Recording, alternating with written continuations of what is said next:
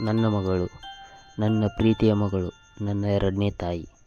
ಪ್ರತಿಯೊಬ್ಬ ಅಪ್ಪನಿಗೂ ತನ್ನ ಮಗಳೆಂದರೆ ತುಂಬ ಇಷ್ಟ. ನನ್ನ ಮಗಳ ಜೊತೆ ಇದ್ದರೆ ಟೈಮ್ ಹೋಗಿದ್ದೇ ಗೊತ್ತಾಗಲ್ಲ. ಅವಳ ನಗು, ಅವಳ ತುಂಟಾಟ, ಪ್ರೀತಿಯಿಂದ ಪಪ್ಪ ಅಂತ ಕೂಗೋದು ಎಷ್ಟು ಖುಷಿ ಆಗುತ್ತೆ. ತೀರಿ ಹೋಗಿರೋ ನನ್ನ ತಾಯಿನೇ ನೋಡಿದಂಗೆ ಆಗುತ್ತೆ. ಅದಕ್ಕೆ ನನ್ನ ಮಗಳಿಗೆ ನನ್ನ ತಾಯಿ ಹೆಸರು ಇಟ್ಟಿರೋದು.